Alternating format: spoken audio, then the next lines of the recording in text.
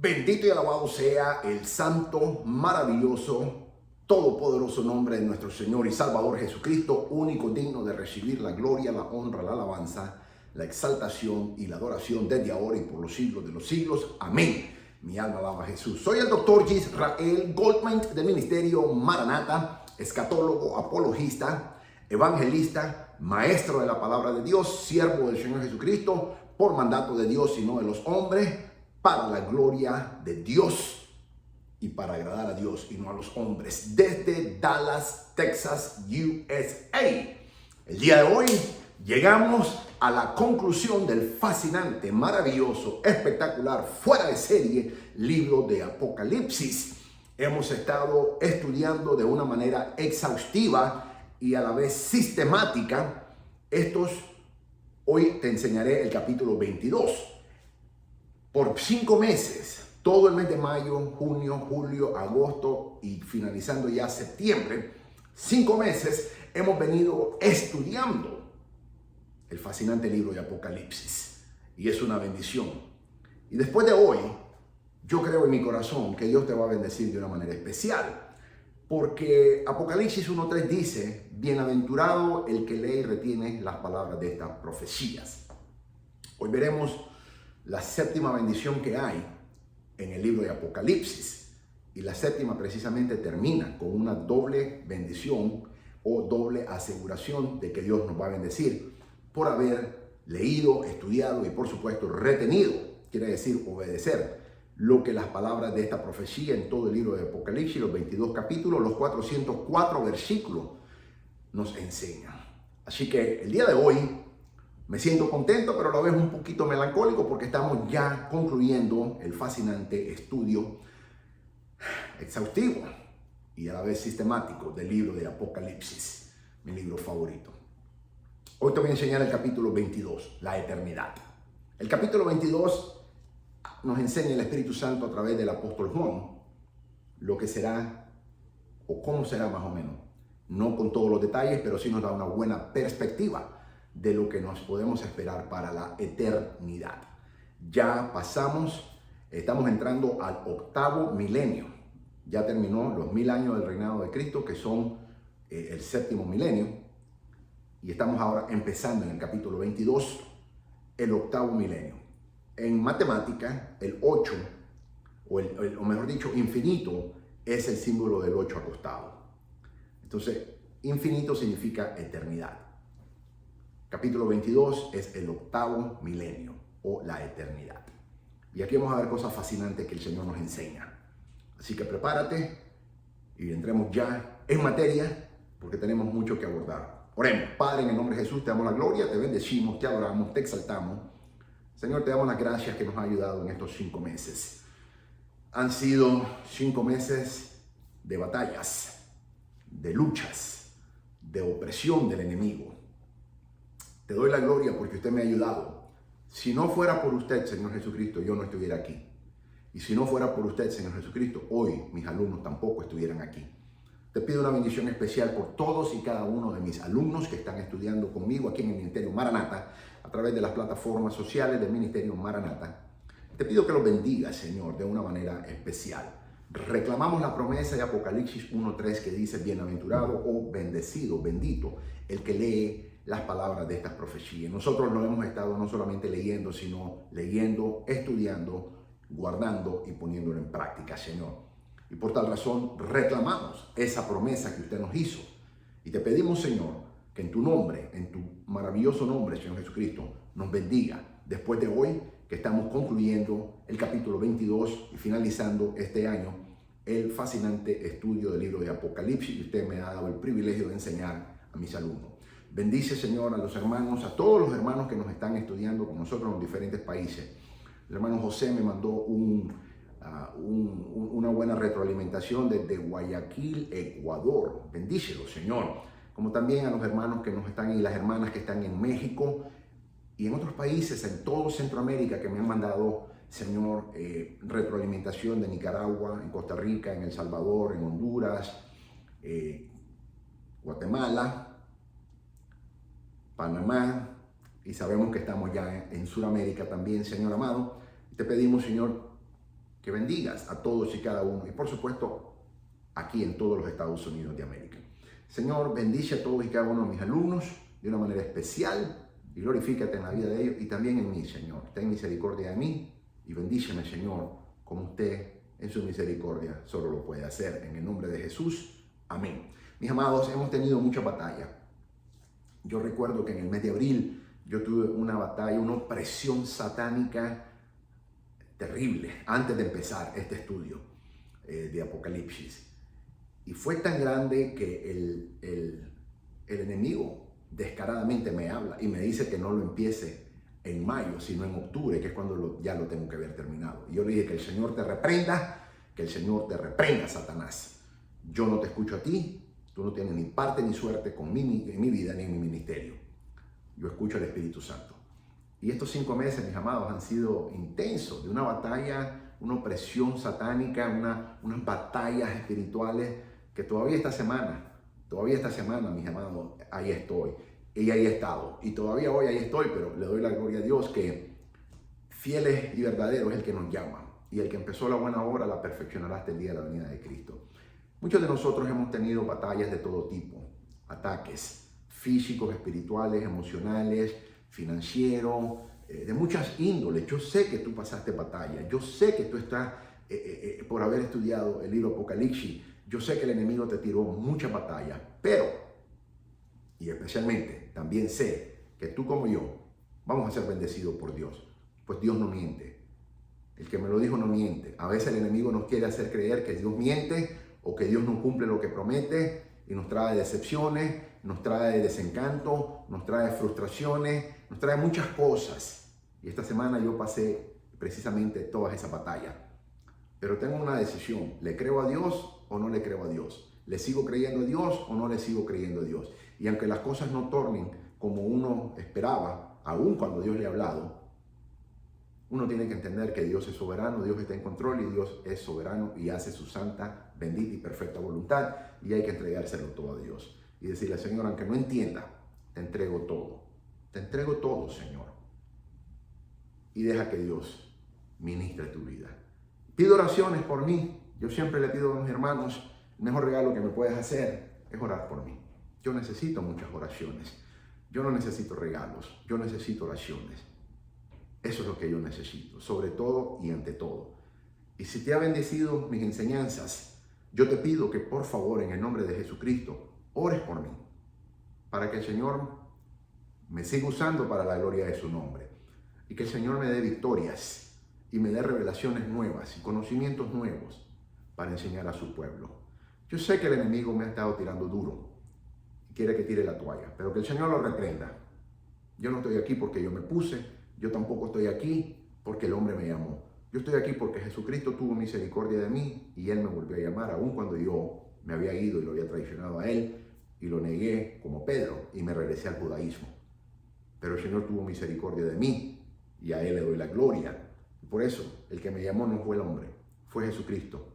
A Él sirvo, a Él agrado y Él es el que me mantiene en sus manos. Aunque muchas veces no entiendo, pero confío en el Señor. Y como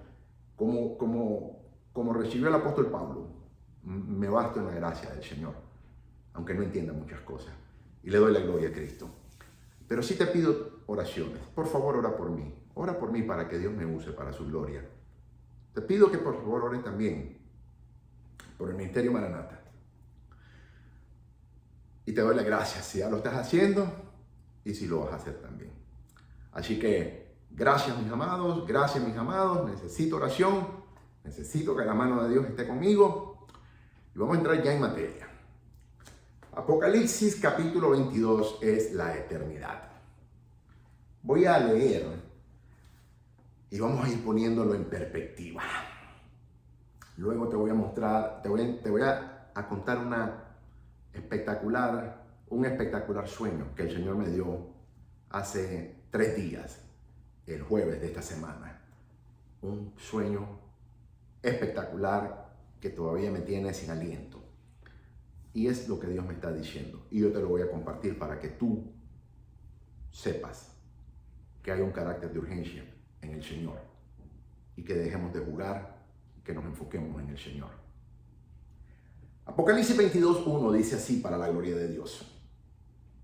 Después me mostró un río limpio de agua vida, resplandeciente como cristal que salía del trono de Dios y del Cordero. Versículo 2. En medio de la calle de la ciudad y a uno y al otro lado del río estaba el árbol de la vida, que produce 12 frutos, dando cada mes sus frutos. Y las hojas del árbol eran para la sanidad de las naciones. Versículo 3. Y no habrá más maldición, y el trono de Dios y del Cordero estará en ella. Y sus siervos le servirán. Versículo 4. Y verán su rostro, y su nombre estará en sus frentes. Apocalipsis 22:5 dice así. No habrá ahí más noche, y no tienen necesidad de luz, ni de lámpara, ni de la luz del sol, porque Dios el Señor los iluminará, y reinarán por los siglos de los siglos. Versículo 6. Y me dijo, estas palabras son fieles y verdaderas. Y el Señor, el Dios de los espíritus de los profetas, ha enviado a su ángel para mostrar a sus siervos las cosas que deben suceder pronto. Ahora te voy a poner en perspectiva muchas de las cosas que leemos aquí que no necesariamente significan acá. Hubieron algunos errores de traducción que los traductores, no en el original griego, sino al traducirlo en los diferentes idiomas hasta llegar al español, cambiaron algunas frases, algunas palabras, y hoy te la voy a poner en perspectiva. En primer lugar, cuando leemos aquí en el versículo,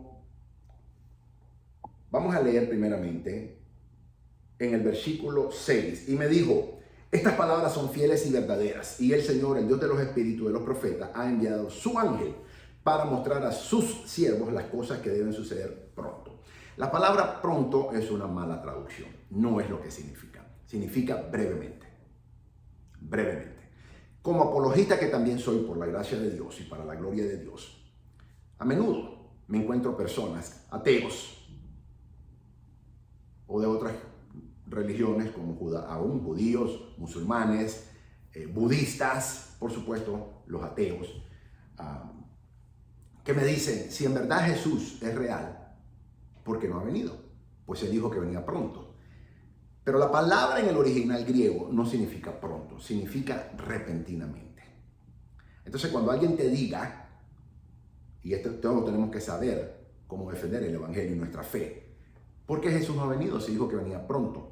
La verdadera traducción, o mejor dicho, la palabra original en el original griego no es pronto, sino repentinamente. Quiere decir que en cualquier momento él puede aparecer. No significa en cuanto corto tiempo de distancia, sino que en cualquier momento él puede aparecer. Ok, eso es lo primero que te quiero enseñar. El río del agua de vida mencionado en los pasajes anteriores pudiera ser un río de verdad que simboliza el Espíritu Santo y la vida, la bendición y el poder espiritual que el Señor, el Espíritu Santo, da, según Apocalipsis capítulo 7, versículo 17, Apocalipsis 21, versículo 6, Apocalipsis 22, versículo 17, Isaías 44, versículo 3, Juan capítulo 7, versículo 37 al 39. El árbol de la vida representa la vida eterna que se le da a toda la población de la nueva ciudad. ¿Cuál es la nueva ciudad? La Nueva Jerusalén. Acuérdate que cuando te enseñé el capítulo 20, hace dos enseñanzas, te mostré que en el capítulo 20 solamente la iglesia va a vivir, pues es la residencia o la morada o la mansión de la iglesia, de la esposa. La ciudad no es la esposa, y eso ya te lo enseñé en el capítulo 20, hace dos enseñanzas.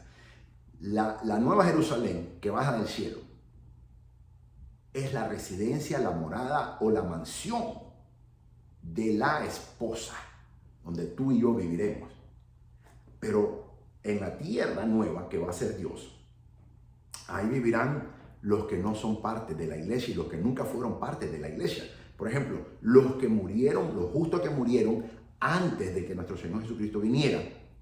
Y también los santos de la tribulación que fueron ejecutados por el anticristo en no sé, 7 años de la tribulación y la gran tribulación, que se les conocen como los santos de la tribulación.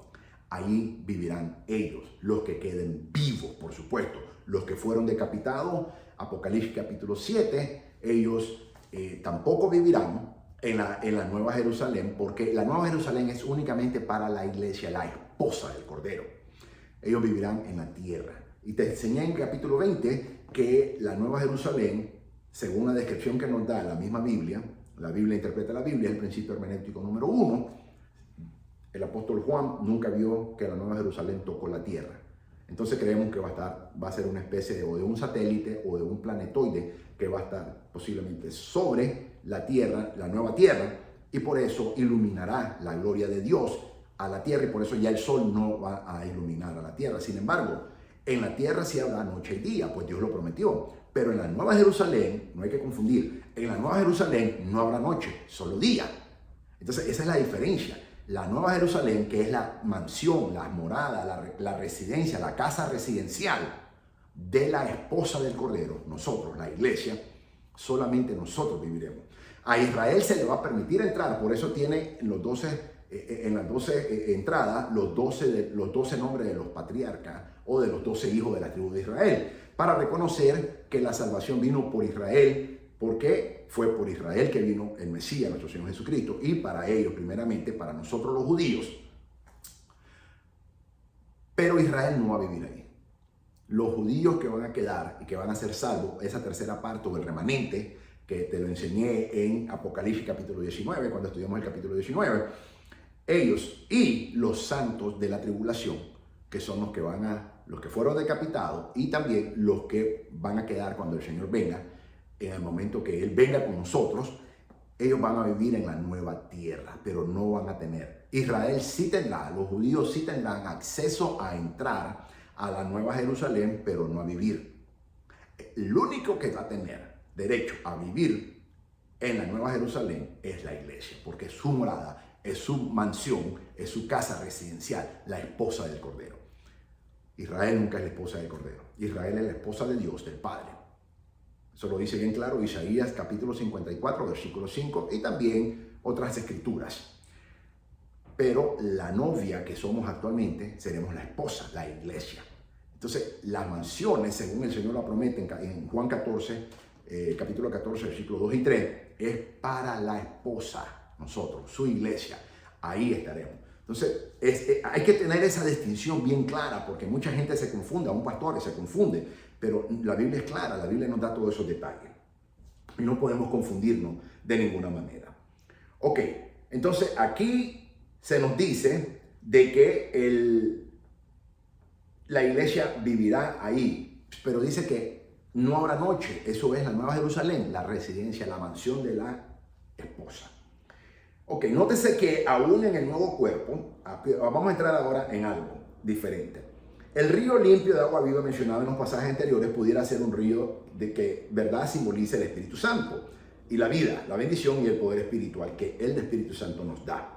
El árbol de la vida representa la vida eterna que se le da a toda la población de la nueva ciudad, solamente a la iglesia.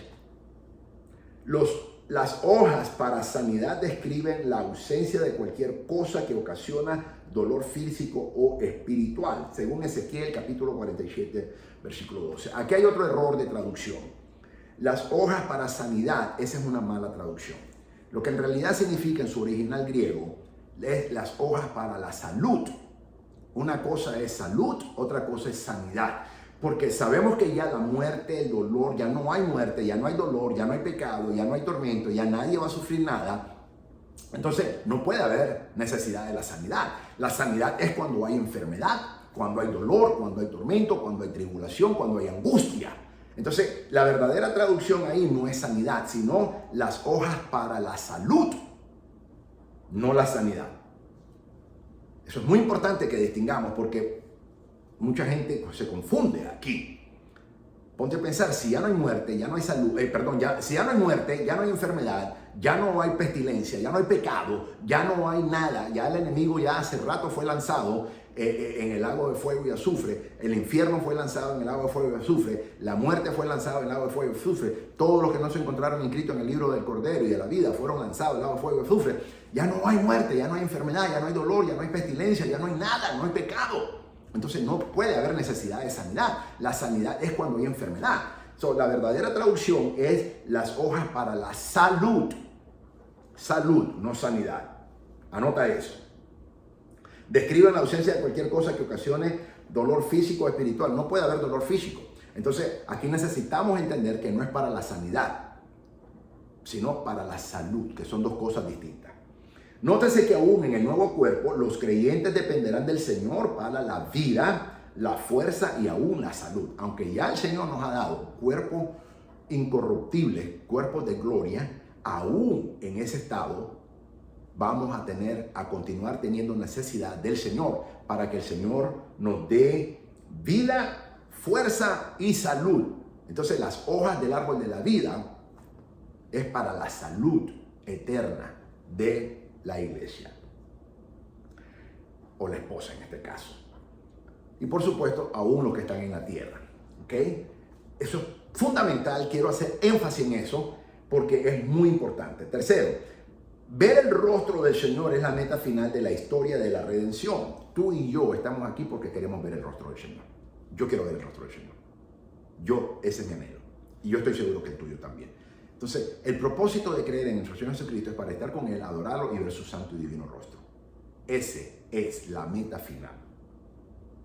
Dios viviendo entre su pueblo fiel en una tierra purgada de todo mal. En esta nueva tierra los santos verán a Jesucristo y vivirán con el Cordero de Dios, quien mediante el amor los redimió por su muerte en la cruz. Su mayor felicidad será ver a Dios. Yo quiero ver a Dios toda la eternidad y yo sé que tú también. Así que por eso estamos aquí, por eso sufrimos en el Evangelio y por eso, aunque las batallas son duras, seguimos adelante y no tiramos la toalla porque no somos cobardes. Aunque el enemigo nos quiere meter eso y hay un momento en que flaqueamos, acuérdate. A mí una vez el Señor me dio una analogía de que la vida del cristiano es como el boxeo. Uno en el boxeo gana por puntos, por rounds. Y el Señor, el Espíritu Santo me enseñó a mí en esa ocasión de que tú y yo vamos a perder rounds. Ningún boxeador gana todos los rounds. No importa que ningún boxeador en toda la historia nunca ha ganado todos los rounds. Ganamos por puntos. Por puntos. Y al final, el que más puntos obtuvo, ese es el que gana, si no noqueó. Entonces, nosotros aquí no necesariamente vamos a noquear, pero sí vamos a ganar por puntos, igual que el boxeo. Y si tú eres fanático del boxeo como yo, me vas a entender perfectamente lo que significa. Dicen los analistas del boxeo que el que gana el último round, ya sea el décimo round o el undécimo round, dependiendo si son 10 o 12 rounds, el que gana el último round, gana la pelea. Tú y yo tenemos que ganar el último round. Y posiblemente ya estamos ahí. Tenemos que ganar el último round. No importa. El problema no es caerse. Los boxeadores se caen. Todos los boxeadores se han caído a la lona. El problema no es caerse. Tú y yo nos hemos caído en la vida de cristiano. El Señor se cayó llevando su cruz. Imagínate, el Señor mismo se cayó. El problema no es caerse. El problema es quedarse en el piso botado, tirado. Tú y yo nos tenemos que levantar en el nombre de Jesús. Aunque el enemigo nos dé un gancho, aunque el enemigo nos noquee, tenemos que levantarnos. Dios cuenta hasta 10 y en el nombre de Jesús el Señor nos da la fuerza y el Espíritu Santo nos fortalece y nos tenemos que levantar a noquear o a seguir en la batalla en el nombre de Jesús al enemigo con el poder del Espíritu Santo. Acuérdate, no es con espada ni con ejército, es con el Espíritu Santo de Dios. Esas son las fuerzas que tú y yo tenemos y por supuesto la fuerza de la palabra de Dios y la sangre de Jesucristo. Esas son las armas que el Señor nos ha dado. Las armas nuestras no son físicas, sino son poderosas, son espirituales y poderosas para la destrucción de fortaleza, dice el apóstol Pablo, nos enseña eso. Entonces, si te caíste a la lona porque el enemigo te tiró un gancho al hígado, tal vez, y ese es el peor dolor que se le puede dar, levántate en el nombre de Jesús, que el Señor nos levanta. Y el Señor, acuérdate que el referí es Dios. Es Dios. ¿Ok? Y a mí el Señor me dio una analogía. Cuando me dio eso, me dio una visión hermosa. Y me mostró, Dios es el referí, es el único que puede parar la pelea. Nadie más. Y el Señor me mostró en el ring a mí. Y miré a Satanás. Y el Señor, el Padre, es el referí. Pero en la esquina mía estaba el Señor Jesucristo, mi coach, mi entrenador. Y estaba el Espíritu Santo. Y es interesante porque quiero hacer un paréntesis ahora mismo porque siento del Espíritu Santo compartir esto. Esto es interesante porque en boxeo la pelea son 3 minutos cada round. Y luego hay un minuto en donde literalmente la esquina tiene que resucitar y ponerlo otra vez en vida al boxeador en 60 segundos. Y a mí el Espíritu Santo me mostró, el Señor me mostró que la vida del cristiano es como el boxeo. Y uno gana por puntos, uno gana por rounds, así ganamos. Y la pelea no termina hasta que Dios lo dice. Aunque tú te caigas, Dios es el referee, Dios es el único que puede decir, aquí terminó la pelea. Pero el Señor me mostró que en la esquina está la sangre de Jesucristo, nuestro Señor Jesucristo, y me mostró al Señor Jesucristo con su sangre dándome poder, y me mostró al Espíritu Santo.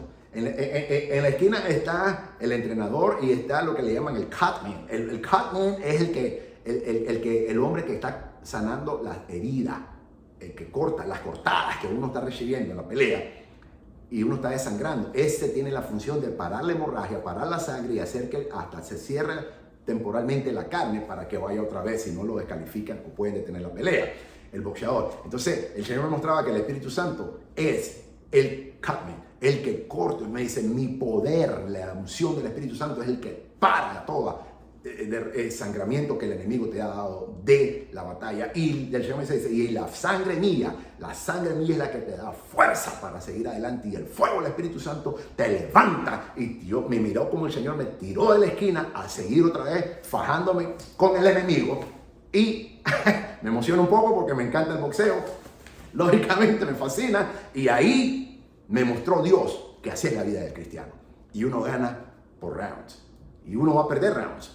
Pero en el poder del Espíritu Santo y la sangre de Jesucristo, nosotros tenemos la victoria y el Padre es el referee y solamente Él puede parar la pelea. Así que si caíste a la lona, levántate en el nombre de Jesús, que la pelea no ha terminado. Solamente Dios la puede parar y Dios nunca nos va a traicionar. Siempre nos va a dar fuerza, poder, palabra de fe, y en el nombre de Jesús vencemos en el nombre de Jesús. Así que ve y noquea al enemigo y a la batalla que tengas en el nombre de Jesús. Cierro paréntesis. Si sentí el Espíritu Santo compartir esto, creo que va a bendecir por lo menos a más de una persona. A mí me bendice cada vez que el Señor me recuerda esta analogía que me dio hace varios años. Ok, mis amados, sigamos entonces. Bien, entonces esto es muy importante porque las hojas para la salud, no sanidad, describen la ausencia de cualquier cosa que ocasiona dolor físico o espiritual. Ezequiel capítulo 47, versículo 12.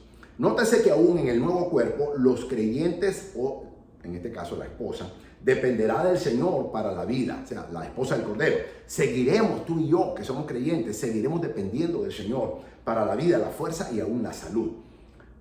Ver el rostro del Señor es la mitad final de la historia de la redención. Dios viviendo entre su pueblo fiel en una tierra purgada en todo mal. En esta nueva tierra los santos verán a Jesucristo nuestro Señor y viviremos con el Cordero de Dios, quien mediante el amor que Él tiene y tuvo por ti y por mí, nos redimió por la muerte en la cruz. Su mayor felicidad será para ti y para mí ver a Dios como es.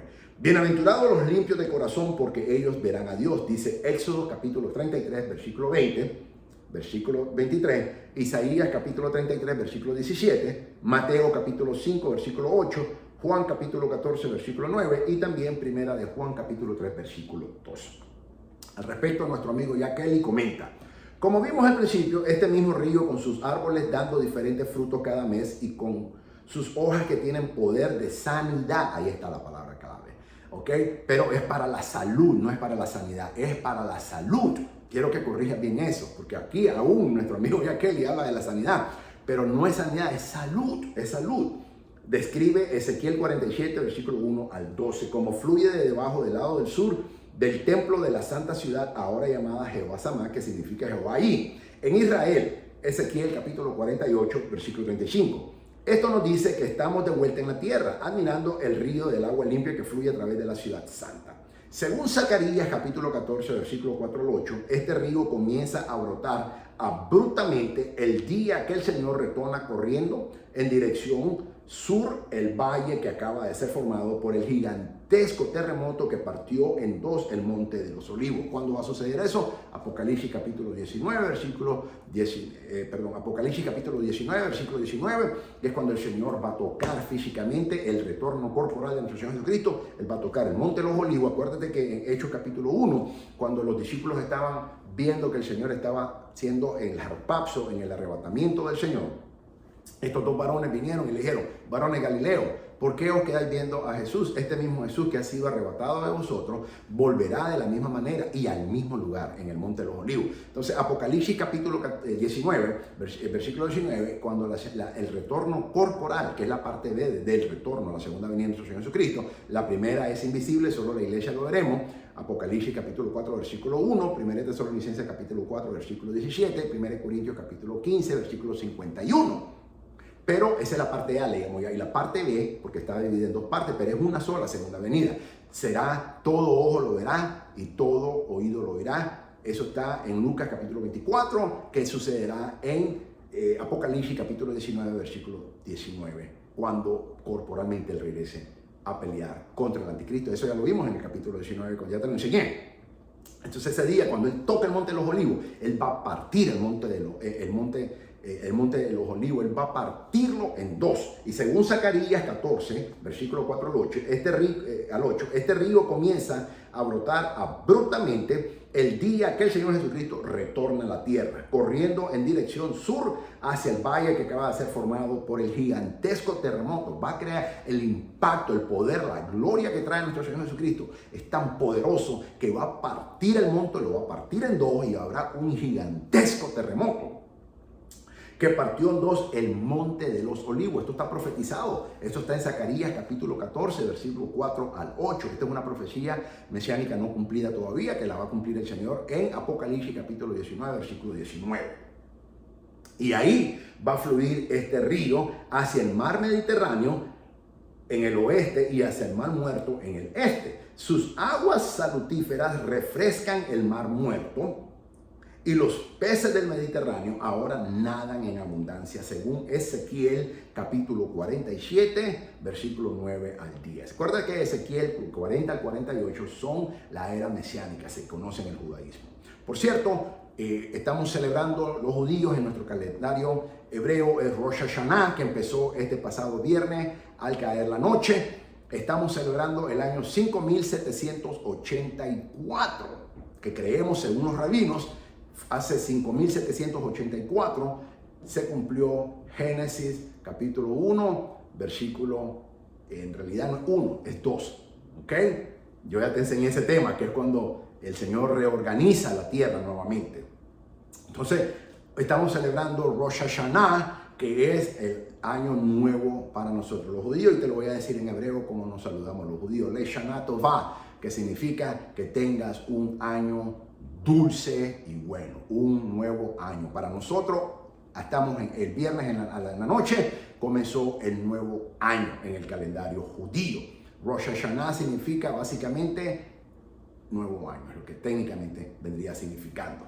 Entonces, estamos celebrando el año 5784, que según los rabinos fue cuando Dios creó el mundo, pero yo lo modifico y no es Génesis 1.1, sino es Génesis 1.2, que Dios recreó el mundo. ¿Okay? Así que estamos ahora y termina mañana, o mejor dicho, hoy termina al anochecer. Son 3 días que estamos celebrando el nuevo año. Ya nosotros no celebramos, para nosotros no es el año secular el 1 de enero. Para nosotros, y todos los años es el mismo año, pero en el calendario hebreo siempre es el mismo, pero en el calendario greco-romano varía cada año. ¿Por qué? Ya te lo expliqué. En el calendario hebreo son 30 días, son 360 días. En el calendario greco-romano hay años que tienen 360, hay 5 y hay años que tienen 366, que se le conoce como año bisiesto, y por eso cambia todos los años. Pero nosotros estamos ya en celebración de nuestro año nuevo, 5784. Así que te digo, Le Shana Tová. Te deseo un año nuevo dulce en la paz de Cristo. ¿Ok? Bien. Gloria a Dios por eso. En el lugar en donde el río se divide hacia el este y el oeste, lo que quedó de la ciudad de Jerusalén se sitúa a sus bancos. Pero el viejo monte del templo, junto con el domo de la roca y la mezquita de Al-Aqsa, quedan en completas ruinas en el fondo del río para nunca más ser vista. Todo esto estaba en el camino del terremoto y el río se los tragó, finalizando así siglos de contienda sobre el lugar que Dios una vez llamó la niña de sus ojos, según Zacarías capítulo 2, versículo 8. Esto lo cubrí en gran detalle cuando te enseñé el capítulo 11 de Apocalipsis y por supuesto el capítulo 12 también.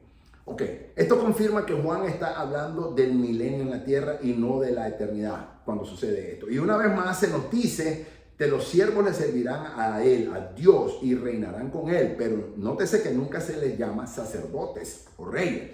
¿Por qué? Esto no es la iglesia. Los que están sirviendo aquí en la tierra, esto no es la iglesia. La iglesia se nos llama, según Apocalipsis capítulo 1, versículo 6, reyes y sacerdotes. Pero eso es un título que solamente la iglesia tiene. Ni los judíos, ni los santos de la tribulación tienen ese título. Eso es una bendición que solamente tú y yo tenemos porque hemos creído en nuestro Señor Jesucristo sin verle.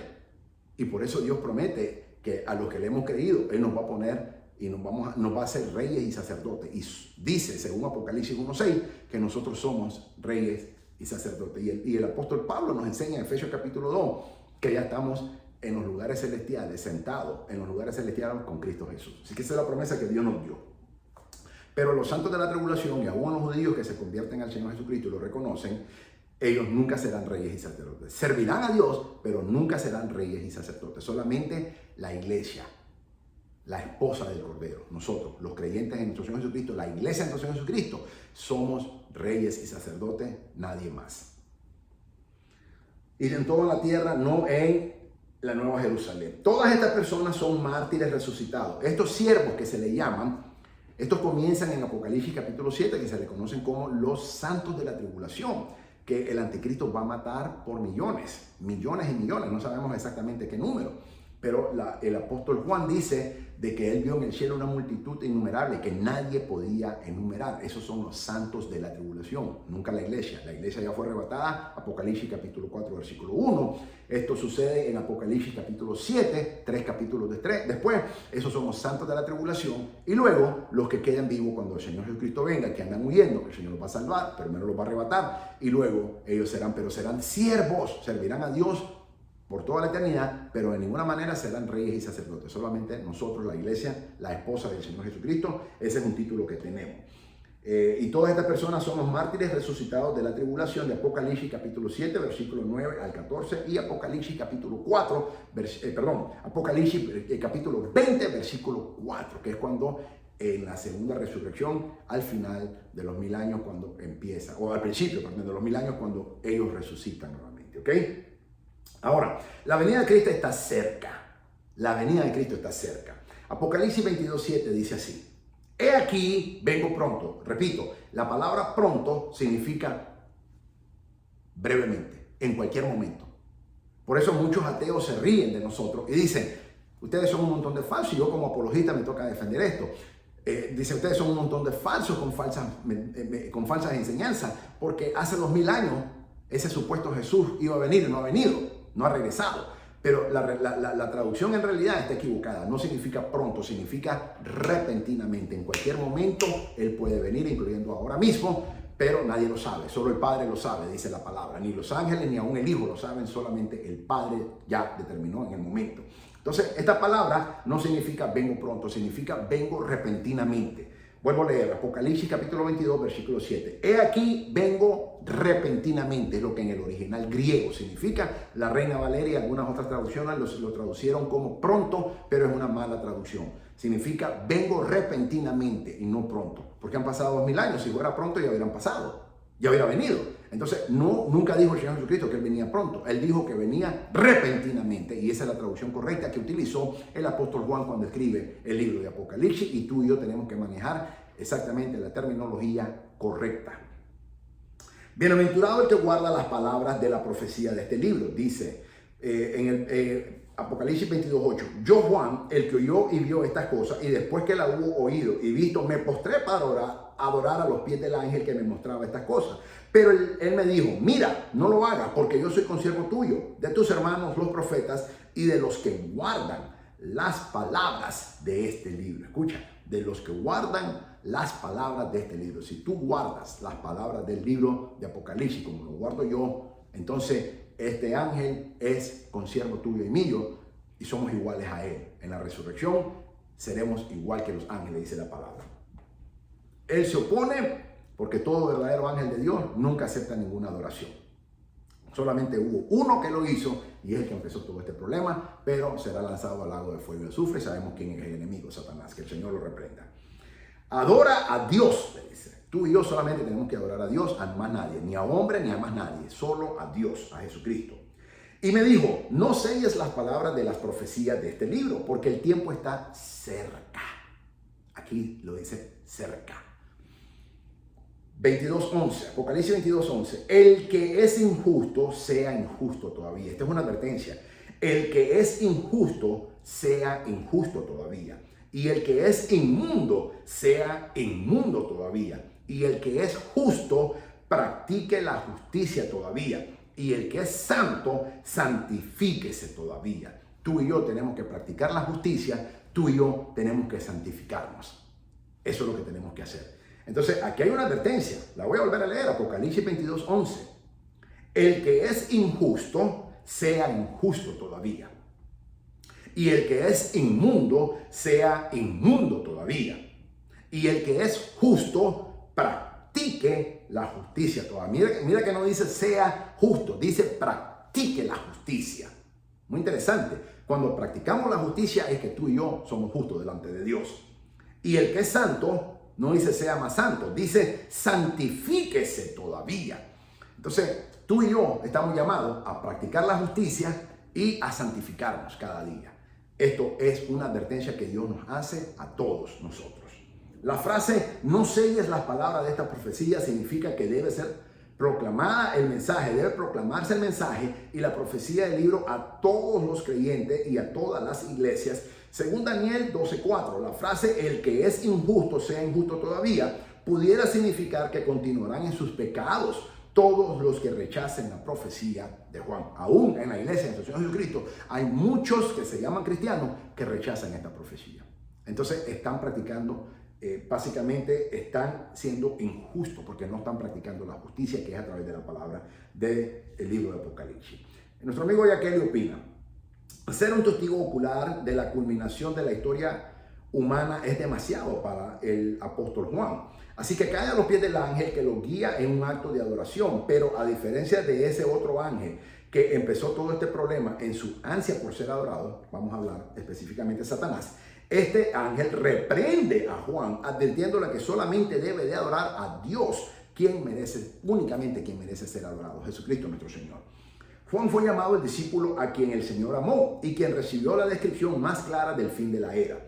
Con anterioridad, Daniel, llamado el profeta muy amado, según Daniel capítulo 10, versículo 11, también había recibido descripciones detalladas del mismo periodo de tiempo. Cuando Daniel pidió una aclaración, se le dijo que las palabras estaban cerradas y selladas hasta el tiempo del fin. Daniel capítulo 12, versículo 9. A Daniel no se le permite decir la revelación completa. Al apóstol Juan se le exige. Daniel 10:11 dice así: y me dijo, Daniel, varón muy amado, está atento a las palabras que te hablaré y ponte en pie, porque a ti he sido enviado ahora. Mientras que hablaba conmigo, me puse en pie temblando, dice Daniel. Versículo 9. Y él respondió: anda, Daniel, pues estas palabras están cerradas y selladas hasta el tiempo del fin, le dijo Gabriel. El ángel Gabriel le dijo a Daniel, al profeta Daniel. Pero aquí se le dice a Juan que no selle las palabras porque el tiempo está cerca. A través de toda la era de la iglesia, las profecías de Dios sobre los días finales de la tierra están disponibles para que todas las personas la puedan leer.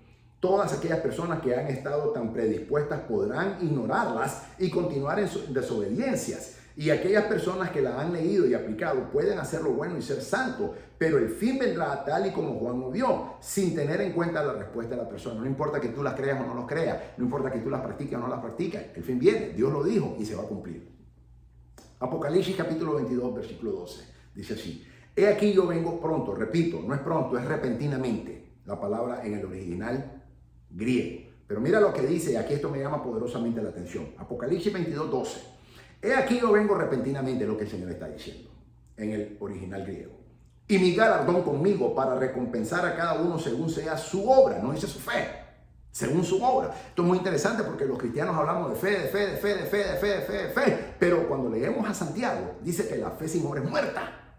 Entonces, Dios nos va a recompensar. El galardón de Dios es la recompensa de Dios, no por nuestra fe. La fe nos lleva a la salvación, pero el galardón o la recompensa de Dios no es por la fe, es por nuestras obras. Así que sí tenemos que hacer obra. Por eso Santiago dice que la fe sin obra es muerta. De nada te sirve decir que tienes fe si no pones en obra y no pones en práctica lo que estás diciendo. Exigidamente tenemos obligatoriamente los cristianos, los creyentes de nuestro Señor Jesucristo, de hacer obras para la gloria de Jesucristo y de su santo evangelio. No para tu iglesia, no para tu misión, no para tu denominación, no para tu concilio, ni mucho menos para tu pastor, para Jesucristo y para su santo y divino evangelio. En aquel día, cuando estemos en el tribunal de Cristo, eso según 2 Corintios capítulo 5, versículo 10, todos tenemos que comparecer delante del tribunal de Cristo. Ahí el Señor nos va a remunerar, no nos va a condenar, nos va a recompensar por las obras que hicimos mientras caminamos en este mundo y estuvimos en el evangelio, pero por las obras que hicimos para el Señor Jesucristo y para su santo evangelio, no para tu iglesia. No para tu iglesia. Hay gente que hace muchas cosas para su iglesia y no hace nada para el evangelio. Hay muchas cosas que hacen muchas cosas para sus pastores, pero no para el Señor Jesucristo. No para tu iglesia, no para tu pastor, no para tu misión, no para tu denominación, no para tu concilio. Para el Señor Jesucristo y para su santo, bendito y divino evangelio. Entonces aquí dice el Señor, Apocalipsis capítulo 22, versículo 12. He aquí yo vengo repentinamente y mi galardón, mi recompensa, conmigo para recompensar a cada uno según sea su obra, no su fe. No su fe. Entonces, tú tienes fe, dice Santiago, ponlas en obra. Haz obra, porque la fe sin obra es muerta. Santiago lo dice bien claro y nosotros tenemos que poner obras para la gloria de nuestro Señor Jesucristo y para su santo y bendito evangelio. Esas son las obras que la Biblia nos requiere exigidamente que hagamos y por las cuales seremos remunerados, recompensados, según con el galardón que nos dice aquí el Señor, Apocalipsis capítulo 22, versículo 12. He aquí yo vengo repentinamente y mi galardón conmigo para recompensar a cada uno según su obra, no según su fe. Así que ya es tiempo que hagas obra para el Señor Jesucristo y para su santo, bendito y divino evangelio. Y no para tu iglesia, no para tu pastor, no para tu misión, no para tu denominación, no para tu concilio. Para el Señor Jesucristo y para su santo y divino y bendito y todopoderoso evangelio. Mi alma alaba a Jesús. Versículo 13. Yo soy el alfa y el omega, el principio y el fin, el primero y el último. Ya que le dice así, este pasaje hace tres afirmaciones sobre el Señor. Uno, Él es el alfa y la omega, el principio y el fin, el primero y el último. Estos no son solamente pensamientos que se repiten. Numerosas variaciones sobre la frase alfa y omega han autografiado la obra más grandiosa de Dios desde el principio. La primera letra del alfabeto griego es la alfa y la última es omega. Es como si dijéramos en español, la primera letra es la A y la última es la Z. Y en el hebreo, la primera letra del alfabeto hebreo es Aleph y la última es Tav. Entonces, eso es lo que el Señor Jesucristo es. Él es el principio y el fin.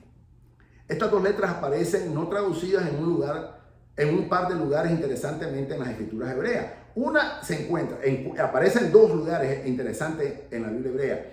Una aparece en la escritura, en los hebreos se encuentra en Génesis capítulo 1, versículo 1. Después de la frase, en el principio creó Dios, haciendo que en la versión hebrea se lea, en el principio creó Dios el Aleph y el Tav, los cielos y la tierra. Para poder darnos cuenta de esta redacción, debemos referirnos a una Biblia interlineal hebrea o la Tanakh, lo dice bien claro.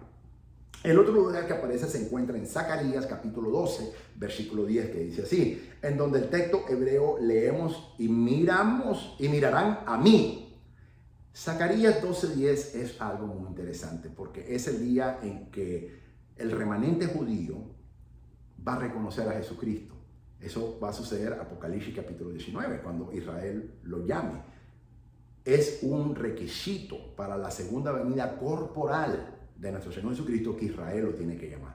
La iglesia es un requisito, dice que la novia o la esposa, dice, ya hablando del Espíritu Santo en tiempo profético, la esposa y el Espíritu dicen, sí, ven Señor Jesús. Tú y yo como iglesia tenemos el poder de llamar al Señor Jesucristo y cuando Dios ya haya determinado el tiempo, Él vendrá y nos arrebatará. Ese será el harpazo, Apocalipsis capítulo 4, versículo 1, 1 Tesalonicenses capítulo 4, versículo 17, 1 Corintios capítulo 15, versículo 51. Esa es la iglesia. Esa es la segunda venida, parte A, invisible, que solo la iglesia lo miraremos y nos encontraremos con Él en los aires para verlo. Pero Israel tiene el poder para llamarlo a que él venga corporalmente, visiblemente. Y por eso es que es una sola segunda venida, pero está dividida en parte A, en parte B, le llamo ya, o en dos etapas. Una es invisible, que solo la iglesia la miraremos, Apocalipsis capítulo 4, versículo 1, y la otra será visible, todo ojo, todo oído lo oirá. Eso está en Lucas capítulo 24, eso sucede en Apocalipsis capítulo 19, versículo 19, que es la segunda venida corporal, cuando él viene, y es cuando él desbarata el monte de los olivos, lo parte, cree, serán terremotos, se forma ese río que estamos estudiando aquí en el capítulo 22. Así que es interesante porque tanto la iglesia tiene el poder para llamarlo, que venga invisible, solamente nosotros lo veremos, y luego el remanente de Israel tiene el poder para llamarlo. Acuérdate que cuando él estaba en Jerusalén, él le dijo a Israel, a Jerusalén: ¿cuántas veces te quise reunir como la gallina reúne sus polluelos y tú no me dejaste? Te aseguro que no me volverás a ver hasta que diga: bendito el que viene en el nombre del Señor. A los judíos. ¿Ok? Entonces, Zacarías capítulo 12, versículo 10, dice así. En el texto en el hebreo leemos: y mirarán a mí el Aleph y el Tav, a quien traspasaron. La escritura, léelo. La escritura dice de que los judíos le van a preguntar al Señor. Digo, le van a preguntar porque aunque yo soy judío, yo no voy a estar ahí, porque yo soy ahora, como judío creyente, soy parte del cuerpo de Cristo, soy parte de la iglesia. Así que no estaré ahí. Yo ya estaría arrebatado en el nombre de Jesús, con la misericordia del Señor, bajo la misericordia de Dios, si le sigo siendo fiel al Señor hasta el último día, y le ruego a Dios y le suplico a Dios que me ayude a hacerlo en el nombre de Jesús, para la gloria de su nombre, y al igual que oro por ti también. Pero entonces, ese remanente de los judíos le preguntarán: ¿qué te pasó en tus manos? Y el Señor le va a decir, en el original hebreo dice: esto es lo que me pasó cuando vine a ver a mis amados. En la traducción dice: a mis queridos amigos, pero en realidad dice: a mis amados. Y ahí irá Israel, o sea, los judíos. Cuando hablamos de Israel, hablamos de judíos, no de la tierra. Aquí la gente se confunde. Los gentiles se confunden, creen que Israel solamente son los que nacieron. Los judíos son los que nacieron en Israel, y eso ya lo he dicho incontablemente. Los judíos somos Israel, pero no todo israelita es judío. Eso ya lo he enseñado infinitamente. Y la iglesia sigue equivocada. Sigue equivocada. Israel no es un pedazo de tierra. Somos nosotros los judíos. Nosotros hacemos Israel. ¿Ok? El pedazo de tierra. Acuérdate que originalmente era Canaán. Así que no puede ser. Y luego, cuando los romanos nos expulsaron, quedó como Palestina. Y por eso los palestinos siguen luchando contra nosotros hasta el día de hoy, que dicen que nos robamos esa tierra. Esa tierra es nuestra. Entonces, en realidad no es la tierra. Esa tierra que se llama la Tierra Santa, eso no es. Los judíos somos Israel. Jacob era Israel y su descendencia.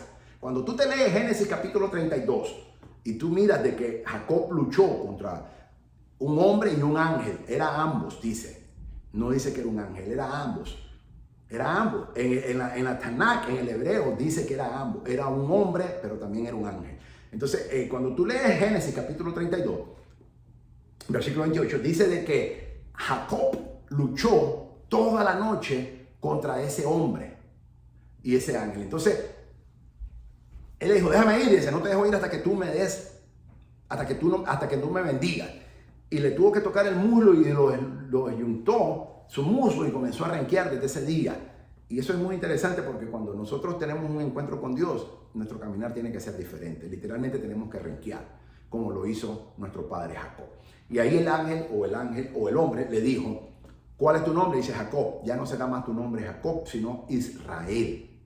Y luego en el capítulo 35 de Génesis, Dios mismo le dice a Jacob: tu nombre es Jacob, mas ya no será llamado más Jacob, sino Israel. Y Dios lo llamó Israel.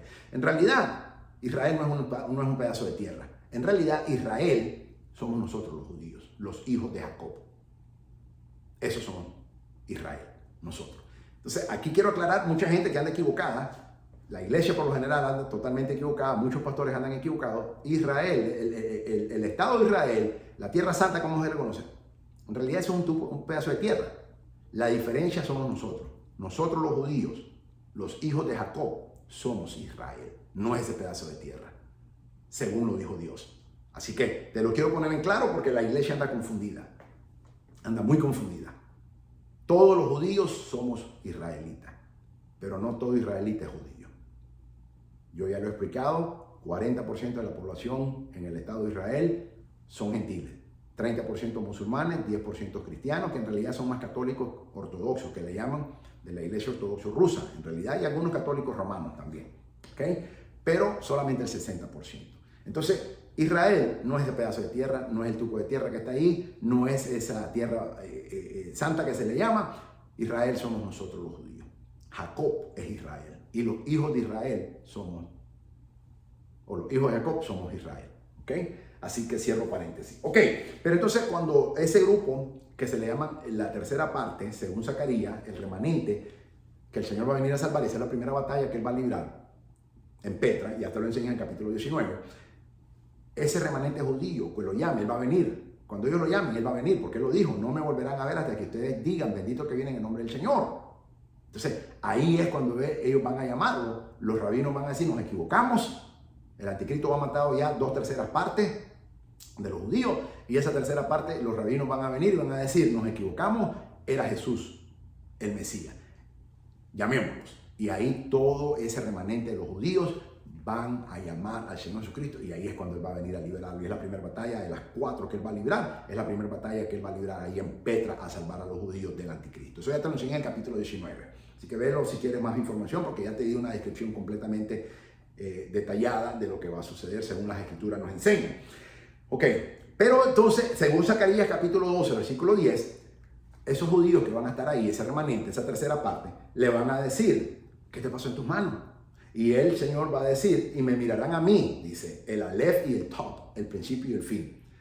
Y dirán a quienes traspasaron mis manos. Esto fue lo que me pasó cuando la primera vez que vine a visitar a mis amados, y todos van a llorar, dice, por una semana. Por una semana van a llorar todos esos judíos como alguien que perdió su primogénito, porque vamos a reconocer. Y por esa razón, porque van a llorar una semana, es que en todos los 1000 años del reinado de Cristo, todo Israel, ese grupo de los judíos, el remanente, esos 1000 años van a ser actos memoratorio o de conmemoración o recordatorio, recordando que rechazamos al Señor Jesucristo en la primera venida. Y el Señor Jesucristo, por eso es que va a haber templo en Apocalipsis capítulo 20. En los 1000 años del reinado de Cristo, y el Señor Jesucristo va a estar aceptando todo eso, pero no para salvación, los sacrificios que se van a hacer, sino como recordatorio. Recordando, como la iglesia recordamos al Señor Jesucristo estos 2000 años con los elementos de la Santa Cena, y por 2000 años el Señor dijo, hacer esto en conmemoración mía hasta que yo regrese. La iglesia tenemos que hacerlo, y por 2000 años lo hemos hecho. Los judíos lo van a hacer por 1000 años, según Apocalipsis capítulo 20, cumpliéndose aquí Zacarías capítulo 12, versículo 10.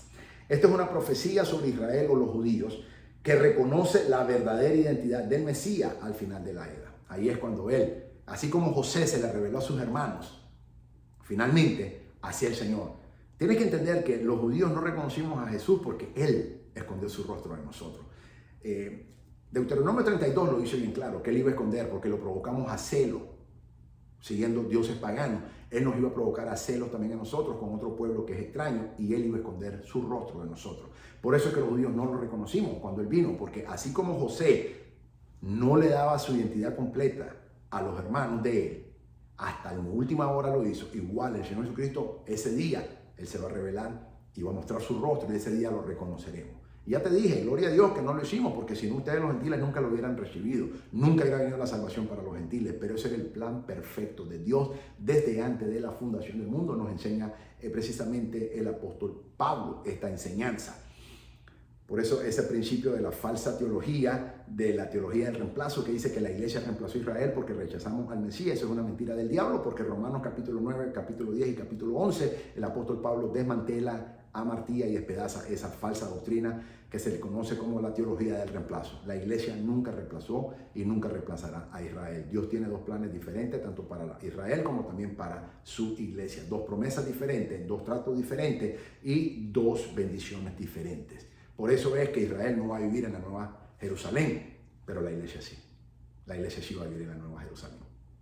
Israel seguirá viviendo en la nueva tierra, y Dios le dará toda la tierra que le ha prometido, que solamente tenemos un 10% y el otro 90% Dios lo dará cuando en la nueva tierra, ahí en los 1000 años es cuando el Señor Jesucristo lo va a dar, y luego cuando ya estemos en la eternidad, ahí seguirá viviendo los judíos y también los santos de la tribulación en la nueva tierra, pero la iglesia tiene un lugar privilegiado, que es la Nueva Jerusalén. Solamente la esposa del Cordero, esa es la residencia, la casa residencial o la mansión de la esposa del Cordero, porque tú y yo creímos sin verlo, por fe. Y por eso el Señor nos ha dado, no porque hagamos o lo merezcamos, sino por su misericordia, porque tú y yo sí creímos en Él cuando nadie creía. Estos judíos van a creer al final y estos santos de la tribulación van a creer al final como producto después del arrebatamiento y la persecución del anticristo, pero lo van a hacer por necesidad, no por fe. Tú y yo lo hacemos por fe hoy en día y por eso el Señor nos va a bendecir de esa manera.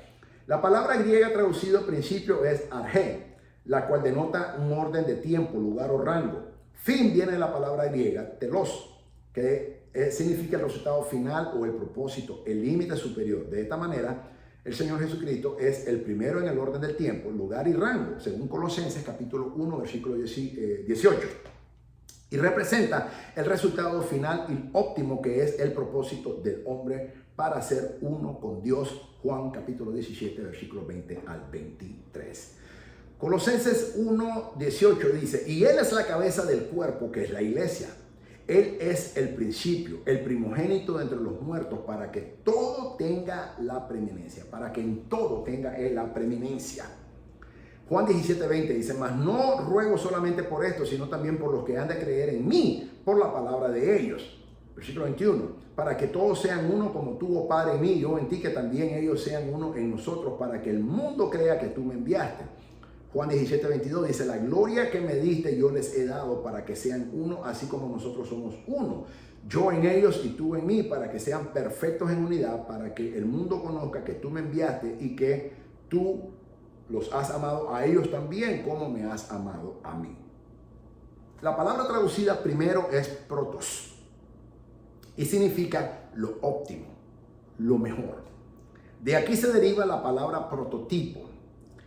Y último viene de la palabra escatos, que es un superlativo que significa lo postrero, o sea, lo final de lo final, en otras palabras.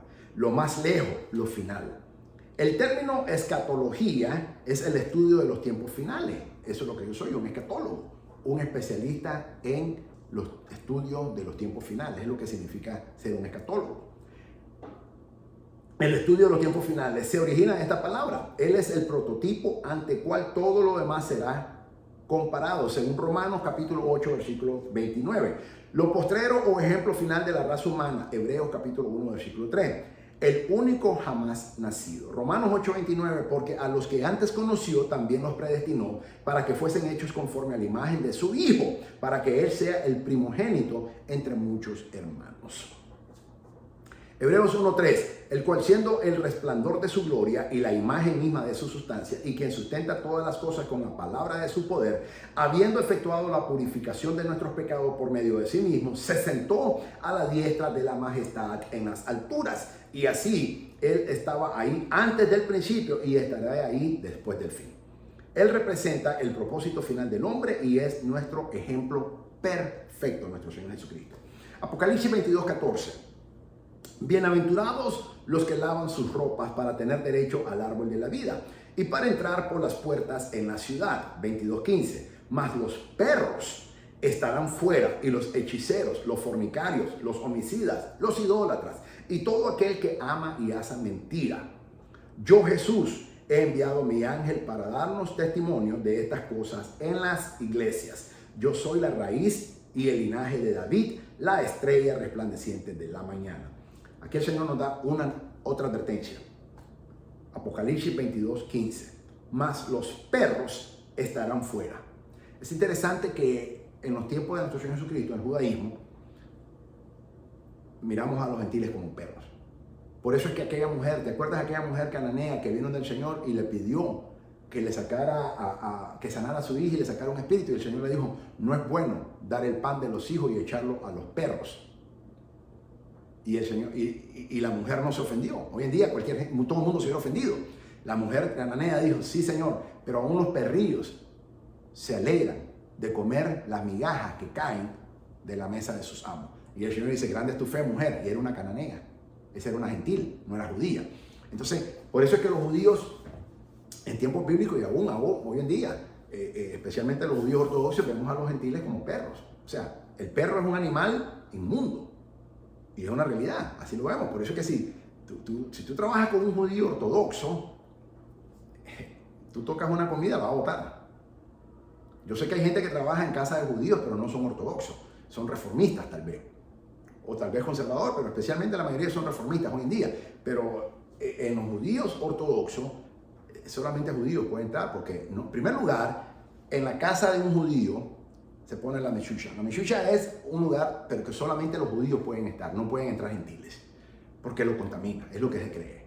Te estoy hablando como se cree, ¿ok? Entonces, un judío ortodoxo no permite que alguien, un gentil, llegue a limpiarle la casa y mucho menos a cocinarle, ni nada por el estilo, porque contamina, la contamina. Todo tiene que ser kosher, santo, apartado. Entonces, hay gente que yo conozco que trabaja en casa de judíos, pero estos son judíos que son más que todo reformistas. Pero nunca te va a contratar un judío ortodoxo, nunca. Sí conozco gente que trabaja en casa, limpia casa, hasta prepara cosas hasta comida les hace. Pero un judío ortodoxo nunca lo va a contratar. De hecho, un judío ortodoxo, la comida que va a ordenar tiene que ser kosher, tiene que venir con el sello de que es kosher. ¿No? Pero yo conozco personas que trabajan en casa y hasta les hacen comida y comen y celebran. Pero eso en el ortodoxo, en el judaísmo de ortodoxo, eso no se permite, ¿ok? Tiene que ser solamente un judío. ¿Por qué creemos eso, de que se contamina? Yo creía eso también, para que tú sepas. Pero el Señor me ha ayudado, porque cuando el Señor le habla a Pedro en el libro de los Hechos, capítulo 10, aquí es interesante porque la gente dice Dios santificó todos los alimentos. Eso es mentira, Dios no santificó los alimentos, Dios santificó a los hombres. Y el Señor le dijo, Pedro, lo que Dios ha santificado no lo llames inmundo. Pero no estaba hablando de los alimentos, estaba hablando de Cornelio y de los gentiles que iban a ser ya la iglesia gentil. Ese se conoce como el Pentecostés gentil. Hechos capítulo 10. Cuando el Espíritu Santo manda a Pedro, y Pedro va de mala gana, como todo buen judío que es, y va de mala gana, y va con varios fieles de la circuncisión, y le dice, ustedes saben qué tan abominable es para un hombre judío entrar en la casa de un gentil. Pero Dios me dijo que lo que Dios ha santificado no lo llame inmundo. Pero está hablando de los hombres, no está hablando de los alimentos. Dios nunca va. Dios dijo las cosas inmundas que los judíos no podemos comer. Y Jesús no las comió, ni tampoco los apóstoles. En ninguna parte de la Biblia dice que Dios santificó ya todas las comidas. Eso no es cierto. Lo que Dios dijo que es inmundo es. Dios no se contradice en su palabra. La palabra de Dios es eterna. Entonces, Hechos capítulo 10, cuando el Espíritu Santo le da esa visión de ese lienzo que cae, de los 4 puntos del cielo, y cae como un lienzo que cae lleno de todo animal inmundo, y le dijo, Pedro, levántate, mate y come. Y Pedro no comió, 3 veces se lo dijo, y Pedro le dijo, no, Señor, porque nunca he comido cosa inmunda. Y Pedro no comió. Pero Dios le está hablando de los gentiles, de la gente, no de los alimentos. Y aquí mucha gente se equivoca. Pastores dicen, porque Dios santificó toda la comida, como lo dijo Pedro. Estás equivocado. Dios no santificó la comida. Dios santificó a los gentiles porque se consideraban inmundos, perros. Y el mismo Señor Jesucristo, ese es su lado judío, cuando le dice a la mujer cananea, cuando ella le pide que libere a su hija, y él le dice, no es bueno quitar el pan de los hijos, esos son judíos, y dárselo a los perros. Y la mujer no se ofendió, tremenda fe. Hoy en día un pastor dice eso y la iglesia le quedó vacía. Todo el mundo sale ofendido. Pero esa mujer que era cananea dijo, sí, Señor, pero aún los perros nos satisfacemos con las migajas que caen de la mesa de nuestros amos. Y el Señor dijo, oh mujer, grande es tu fe. Ve, tu hija ha sido sanada. Ese era el lado judío de Jesús, para que tú sepas. Así que a mí me gusta enseñar estas cosas porque hay mucha equivocación en la iglesia. Esta es una de las equivocaciones que hay, y muchos pastores dicen eso, que se equivocan. Dicen que el Señor santificó toda la comida y ahora se puede comer todo, y eso es falso. Eso es falso. Dios santificó a los no judíos, que son los gentiles. Eso es lo que significa gentiles, extranjeros, no judíos. Y por eso Dios lo tuvo que preparar a Pedro para que fuera a la casa de Cornelio. Si no, Pedro nunca va a la casa de Cornelio. Y aún así fue de mala gana. Aún así. Y el Señor le dijo 3 veces, y 3 veces Pedro dijo que no. Pedro siempre fue Pedro. Aún apóstol Pedro, como el discípulo Pedro. Pedro siempre fue Pedro. Pedro nunca cambió. Y dijo, no, Señor, porque nunca ha entrado nada inmundo en mi boca. Pero el Señor le dijo, pero no llames inmundo lo que Dios ha santificado. Pero estaba hablando de la gente, de los gentiles, no de los alimentos. Y por eso Pedro aceptó ir de mala gana. Pero eso es algo que tenemos que entender. Eso es algo que los judíos tenemos bien claro. Nosotros le servimos a Dios de bueno o de mala gana, no importa, pero hay que servirle a Dios. Yo no le sirvo a Dios porque tengo el deseo, porque qué rico me siento, hoy sí estoy, no, porque eso es emoción. A Dios hay que servirlo porque Dios lo dijo y punto. Aunque sea de mala gana, hay que servirle. Y Dios lo acepta. Pero hay gente que dice, no, es que no sentí servir hoy porque no ando en estado anímico. No importa. Es más, cuando menos estado anímico anda en servir es cuando más hay que servir, aunque sea de mala gana. Hay que servir a Dios porque Dios lo dice. Pedro fue de mala gana a la casa, para que tú sepas, de Cornelio. De muy mala gana fue. Y lo dijo, ustedes saben cuán abominable es para un varón judío entrar a la casa de un gentil. ¿Por qué? Porque es lo que se cree. Y hasta el día de hoy se cree eso, que nos contamina. Yo antes de venir al Señor, yo no le daba la mano ni siquiera a nadie, porque me contaminaban. Entonces, el Señor ha tenido que tratar y ha venido quebrantándome fuertemente a mí. Fuertemente. Pero es algo que nosotros sabemos. Entonces, por eso aquí el Señor usa esta misma, dice, Apocalipsis 22:15, más los perros, o sea, los inmundos, los que no han sido santificados, los perros estarán fuera, y los hechiceros, los fornicarios, los homicidas, los idólatras, y todo aquel que ama y hace mentira. Estarán fuera, no estarán ahí, porque nada inmundo va a entrar a la Nueva Jerusalén, nada inmundo. 22:16, Apocalipsis 22:16, yo Jesús he enviado a mi ángel para daros testimonio de estas cosas en las iglesias. Yo soy la raíz y el linaje de David, la estrella resplandeciente de la mañana. Apocalipsis 22:15 dice así, mas los perros estarán fuera. Pero no solo, o sea, ¿quiénes son perros? Los hechiceros, los fornicarios, los homicidas, los idólatras y todo aquel que ama y hace mentira. Dios los llama perros. O sea, los que no sean santificados todavía.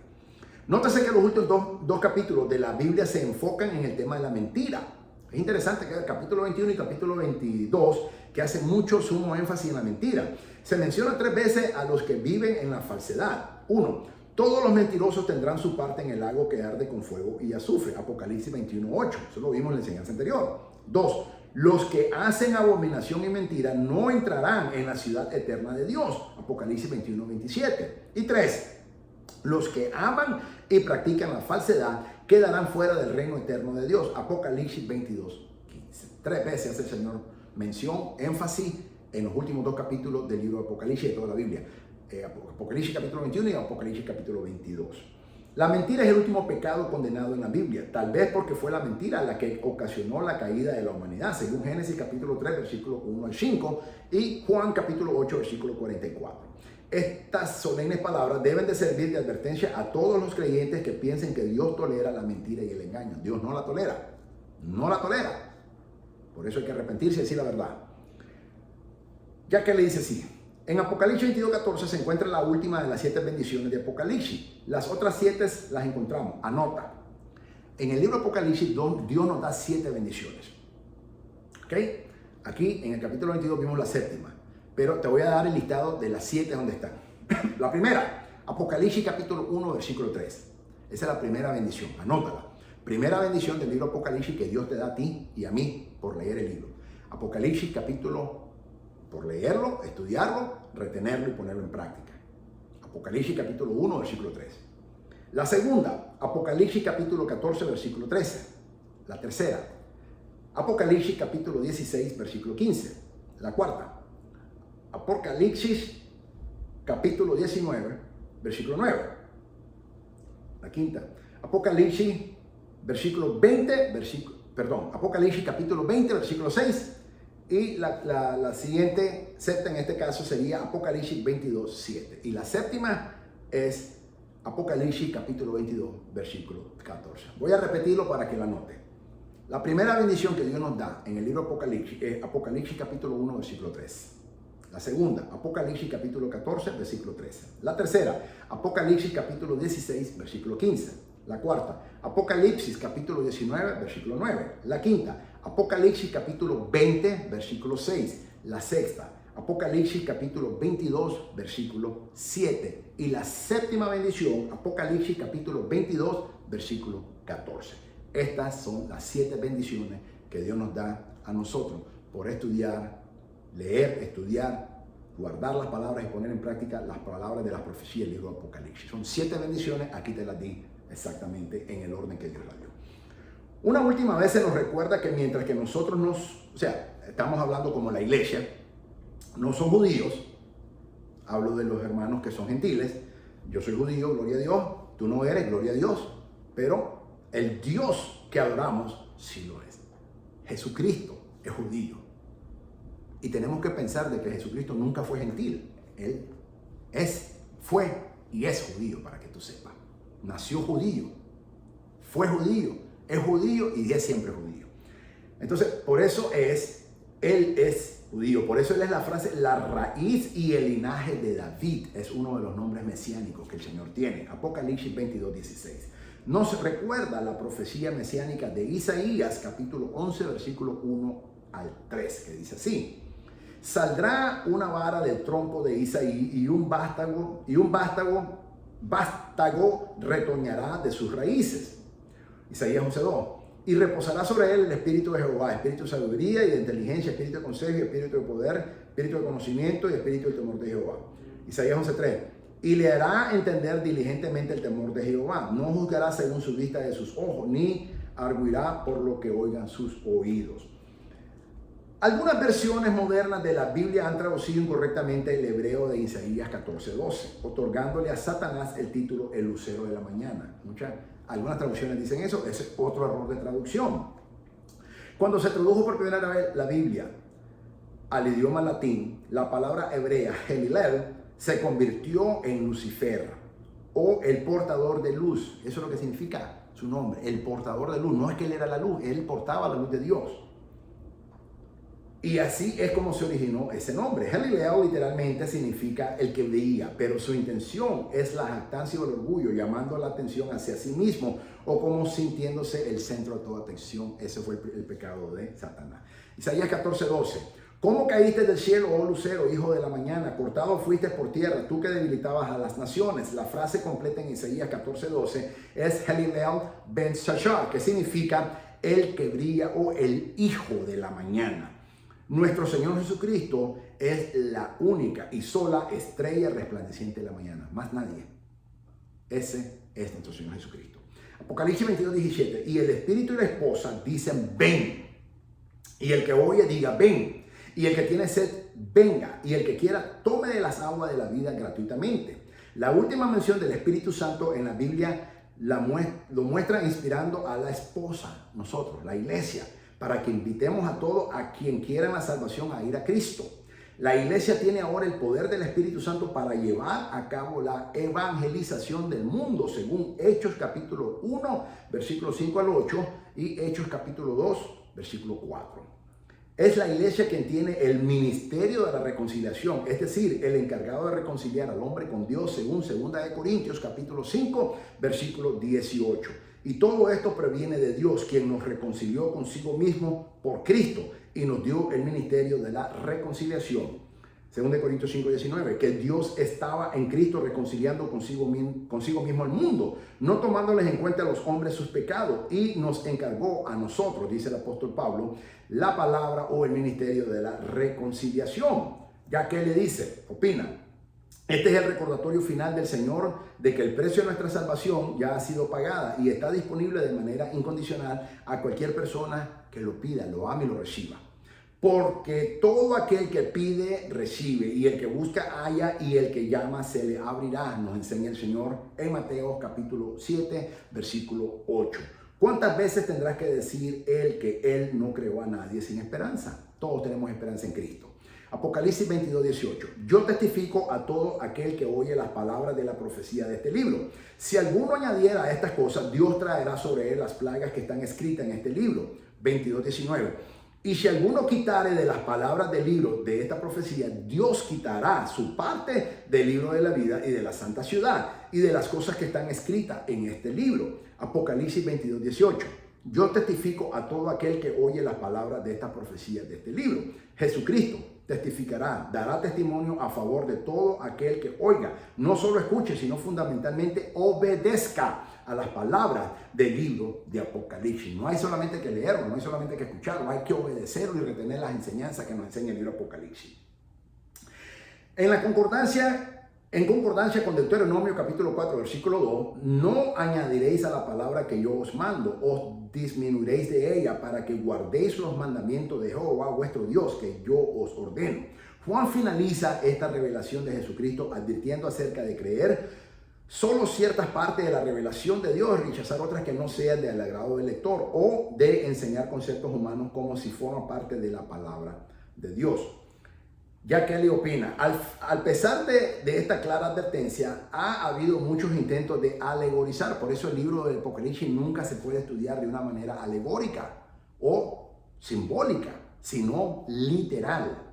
Pero a pesar de toda esta advertencia, los maestros, muchos maestros, en todos estos 2000 años, o bueno, desde hace 1900 años aproximadamente, cuando el apóstol Pablo escribe en el año 95 el libro Apocalipsis, han venido alegorizando el significado del libro Apocalipsis. Por eso la gente lo toma como literal, no literalmente, sino simbólicamente. Pero el libro Apocalipsis se estudia, se aplica y se cree de una manera literal. Lo que Dios dijo va a suceder. No se puede alegorizar o tampoco super espiritualizar este libro de algo diferente a lo que nunca fue su intención de ser. Este libro Apocalipsis no es ni historia, ni es alegoría, ni fantasía, sino que es profecía. Repito, el libro de Apocalipsis no es historia, no es alegoría, no es fantasía, es profecía. Y esto se cumplirá tal y como Dios ha prometido, a pesar de todos los esfuerzos para negarla. Apocalipsis 22:20 dice así: el que da testimonio de estas cosas dice, ciertamente vengo en breve. Repito, repentinamente. Amén. Ven, Señor Jesús. Apocalipsis 22:21. La gracia de nuestro Señor Jesucristo sea con todos vosotros. Amén. La iglesia, la esposa y el espíritu tenemos que decir amén. Ven, Señor Jesucristo, que te esperamos. Y aquí hemos concluido este fascinante libro de estudio del libro Apocalipsis de una manera sistemática, exhaustiva. Esta oración de Juan, si ven, Señor Jesús, es una confesión que mientras Él no venga, la redención permanece incompleta. Todavía no se ha vencido el pecado y la maldad y no ha sido renovado este mundo todavía. Recordemos eso. Mis amados, de esa manera hemos llegado a concluir este fascinante libro de Apocalipsis. Para cerrar, mis amados, te quiero compartir un sueño que el Señor me dio este día jueves. Eran las 4:50 de la mañana cuando el Señor me despertó hace 3 días. Y en el sueño yo me miré en la calle y yo estaba predicando. Y en la calle yo predicaba, Cristo viene, Cristo viene, Cristo viene, Cristo viene, pero con una voz como con un parlante intenso, que Dios me daba una potencia. Yo predicaba en la calle, Cristo viene, Cristo viene, Cristo viene, y yo estaba en la calle. En ese momento escucho la final trompeta y miro el harpazo. Y esta es la segunda vez que el Señor hace un mes el Señor me dio ese sueño también, otro sueño, y el Señor me lo vuelve a dar este jueves, hace 3 días. Y en ese momento yo miro cómo muchísima gente comienza a ser arrebatada y tomada en los aires al cielo.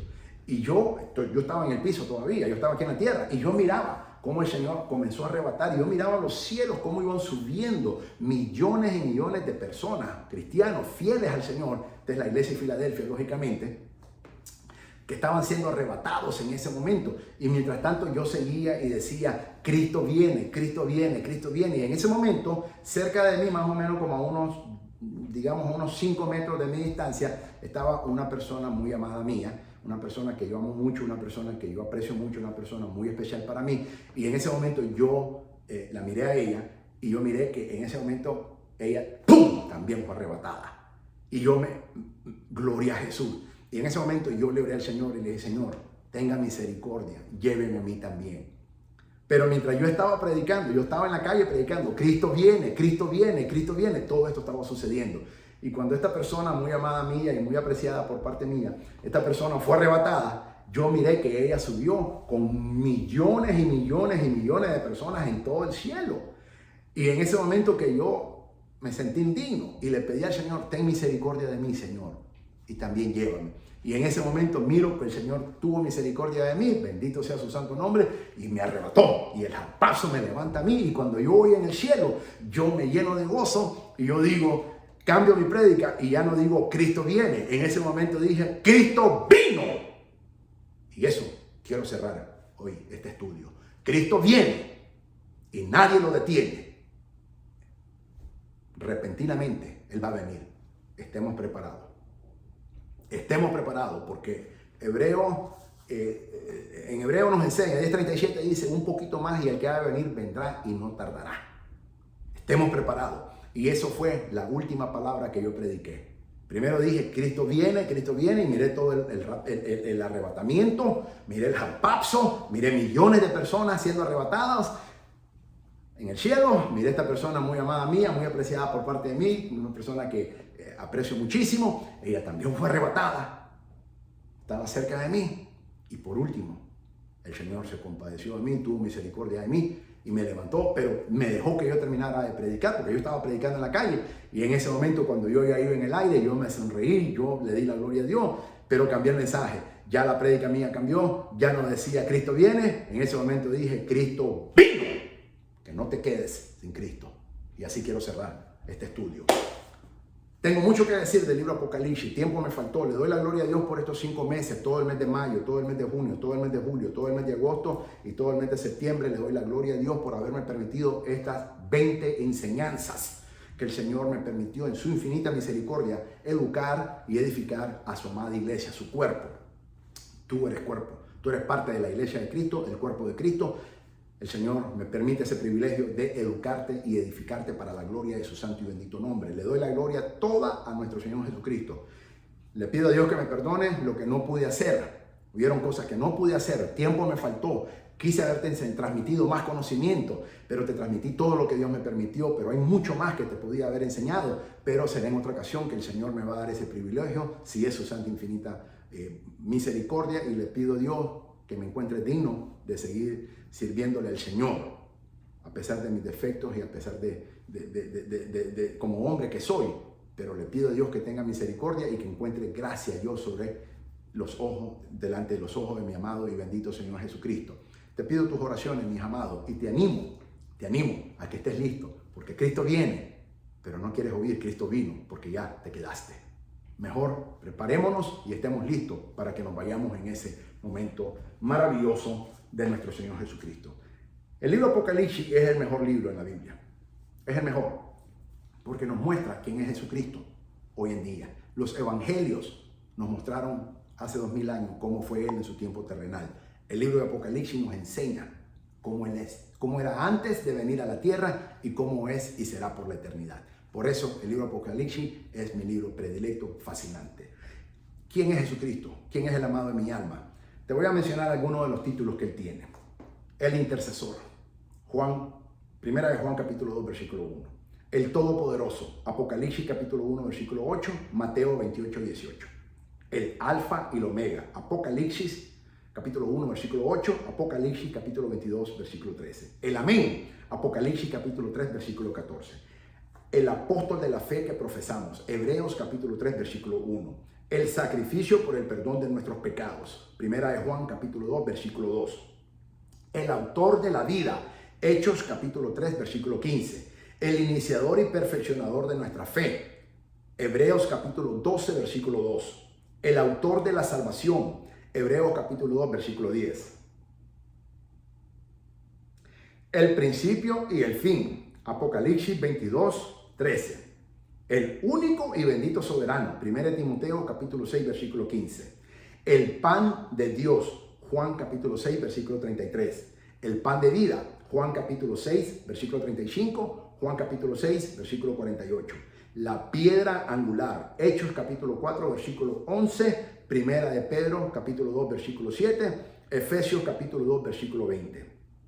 El pastor supremo, Primera de Pedro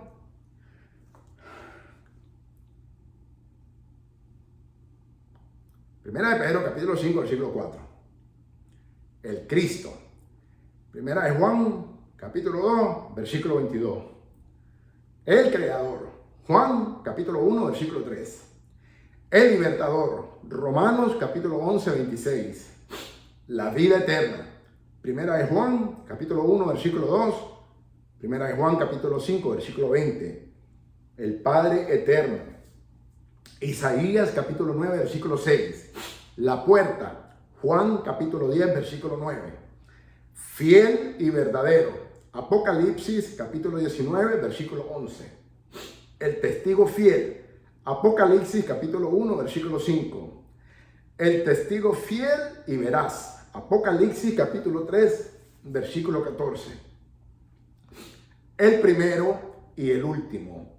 Apocalipsis, capítulo 1, versículo 17. Apocalipsis, capítulo 2, versículo 8. Apocalipsis, versículo 22, versículo 13. El primogénito de la resurrección. Apocalipsis, capítulo 1, versículo 5. Dios. Juan, capítulo 1, versículo 1. Juan, capítulo 18, versículo 20 y 28. Hebreos, capítulo 1, versículo 8. Romanos, capítulo 9, versículo 5. Segunda de Pedro, capítulo 1, versículo 1. Y primera de Juan, capítulo 5, versículo 20. El buen pastor. Juan, capítulo 10, versículo 11 y versículo 14. El gran pastor. Hebreos, capítulo 13, versículo 20. El gran sumo sacerdote. Hebreos capítulo 14, versículo 14. Perdón, Hebreos capítulo 4, versículo 14. La cabeza de la iglesia. Efesios capítulo 1, versículo 22. Efesios capítulo 4, versículo 15. Efesios capítulo 5, versículo 23. Heredero de todo. Hebreos capítulo 1, versículo 2. Sumo sacerdote. Hebreos capítulo 2, versículo 17. El verdadero. Apocalipsis capítulo 3, versículo 7. El santo. Hechos capítulo 3, versículo 14. Esperanza. Primera de Timoteo, capítulo 1, versículo 1. La esperanza de gloria. Colosenses capítulo 1, versículo 27. Poderoso Salvador. Lucas capítulo 1, versículo 69. El yo soy. Juan capítulo 8, versículo 58. La imagen de Dios. Segunda de Corintios capítulo 4, versículo 4. El Rey eterno. Primera de Timoteo capítulo 1, versículo 17.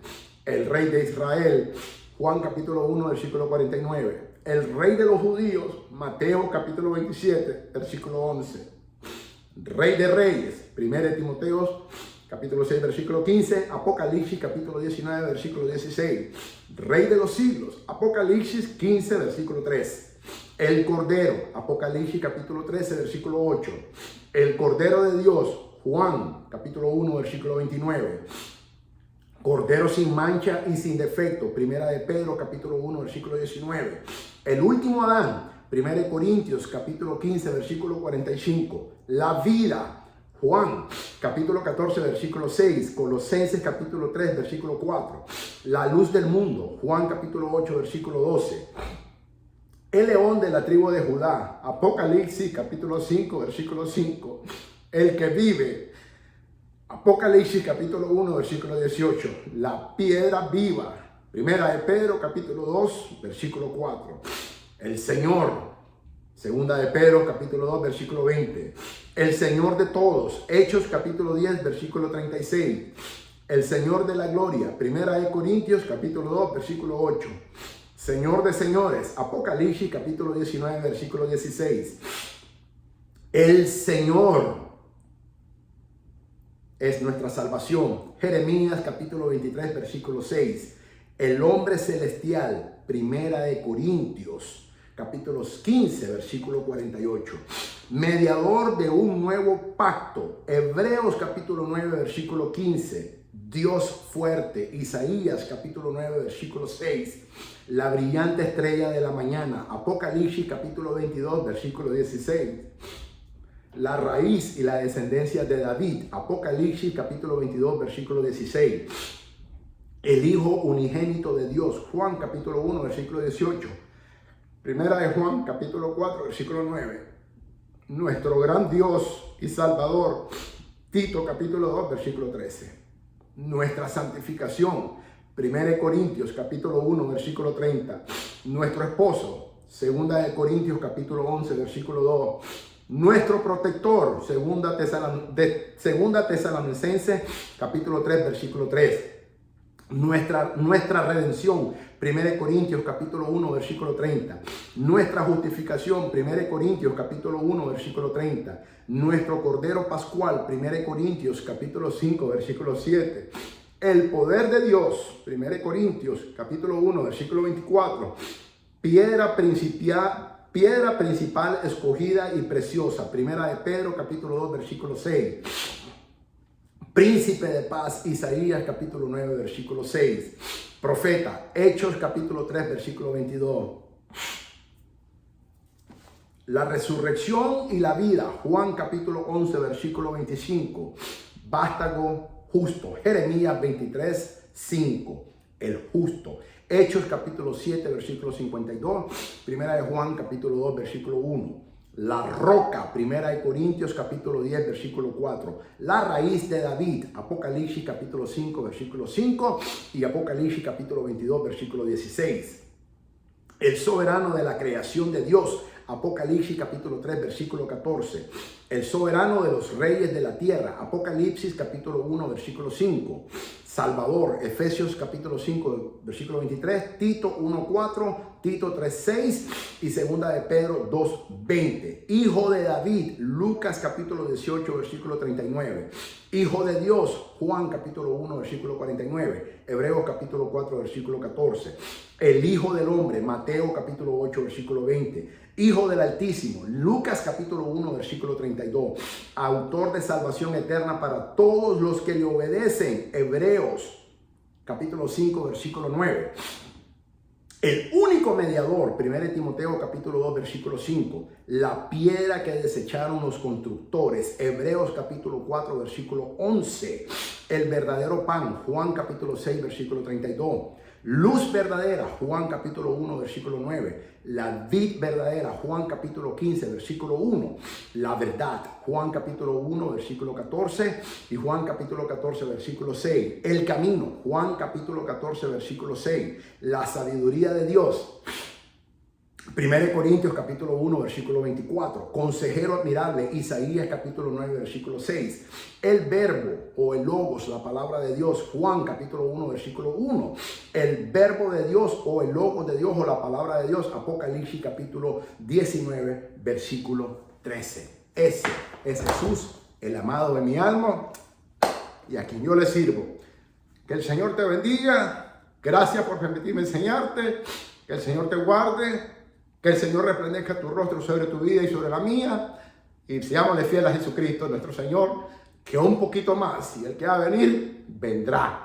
Y no tardará, dice Hebreos 10:37. Que la gracia de nuestro Señor Jesucristo te bendiga, te guarden y te protejan. Maranata, el Señor viene pronto. Y nosotros, su esposa, dice la Biblia, el espíritu y la esposa. Nosotros somos su novia, pero seremos su esposa. Decimos juntamente con el espíritu. Sí. Ven, Señor Jesús, que te esperamos y te anhelamos. Soy el doctor Israel Goldman, siervo de Jesucristo, del Ministerio Maranata desde Dallas, Texas, USA. Gloria a Jesús. Mi alma alaba a su santo nombre. Amén.